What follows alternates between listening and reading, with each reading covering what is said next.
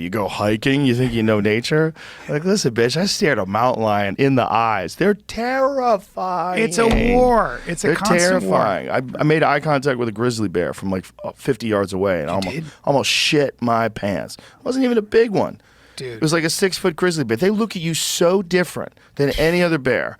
Because I've only been around, I've been around grizzly bears like at the zoo and shit like that, but you know, that's a different animal. In the wild. When you see them in the wild, they look through you. They look at you like this. So like a regular bear, like a black bear, they look at you like, who are you? Yeah. What's going on here? They kind of side eye you because they're not the king of the forest. No. So as they wander around, they're always terrified that a grizzly's going to show up. So they look at you like, oh. They're not, unless it's a big black bear. A big black bear could be a real problem because they tend to, when they attack people, they're predatory. They tend to do it predatorily. Yes. Whereas grizzlies oftentimes, get off my land. My kids are here. yeah, the kids are there, or you fucked up and you scared them. If there's a distance where they're inside that distance, it's very dangerous. Here's my thing. There are two animals I don't want to get eaten by or messed up by. A chimp, because they just start pulling shit off because they're spiteful. Yeah. And then a bear. Because a cat. No, I'll take a cat. You're out of your mind. No, listen to me. No problem. Let me tell you why. What? They grab you by the back of your neck and you go bye-bye. They just You bite just want to go bye-bye? Yeah, I want to. Yes, I do. Fight sir. out of it? I sure don't, because I ain't winning.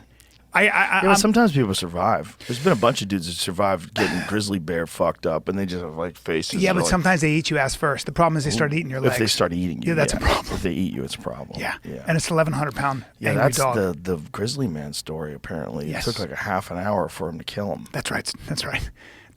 And what's his name? Werner Herzog is listening. He's like, whatever you do, don't listen. I'm just begging you not to listen. Burn this tape. Yeah, I'd have to. It's the best unintentional comedy that's ever been made. I agree 100%. It's an amazing documentary. It's a comedy. It's a comedy. Yeah. When that sheriff looks right at the camera and goes, I thought he was retarded.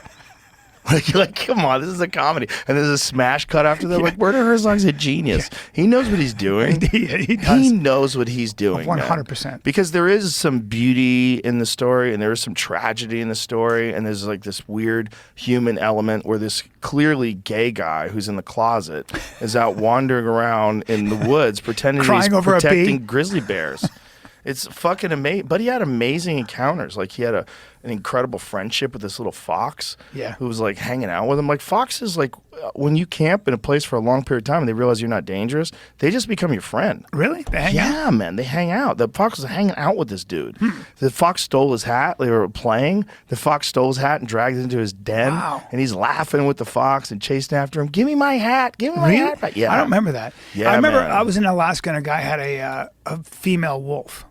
And I said he found it. I don't know what happened, but he adopted it. And that female wolf, first of all, he said, you have a wolf, you're not going to the store and leaving the wolf. That's not how it works. Right. The wolf is always with you. That's how it is. It's not like, I'll be home in 8 hours. No. That's a wolf, bro. They're going to break out of that. Whatever they're going to do, you're part of their pack and you're not going anywhere. And it was so smart that he would bring it hunting. And it figured out that he only killed does. And so it would point the way a pointer does. It would literally point whenever it smelled a doe and not when it smelled a stag. Whoa. Yes. And then I said, well, what about a male wolf? And he said, no, you'd never. Where was this? In Alaska. I was in Ketchikan. And he said, I was fishing, and I didn't see the wolf, but was she spayed? I don't know. Imagine if she's in heat and she puts out that Yeah. scent and then the males come around. That'd be an issue. Oof. But the males, I said, would you ever have a male? And he said, you'd never have a male. I said, why? He goes, because it would always be challenging you. It would always, they're pack animals. Yeah. And it would always be, you guys would always be in a situation and you'd end up getting fucked up. Oof. Yeah. That's 150 pound. There's a lot of people that have wolf dogs. Yeah, like bad idea. 7/8 Timberwolf. Yeah, they're so sketchy. They kill everything. They kill kids. And the reason they kill kids is because they have their pack, the pack hierarchy is incredibly present in their DNA. So what happens is, if you have a child in that house, when you leave, that dog, that wolf, considers that child to be lower. It's going to challenge. So they had too many times where hybrid wolves, I'm sure people are, I have hybrid wolves and they're the nicest dogs. No, you don't.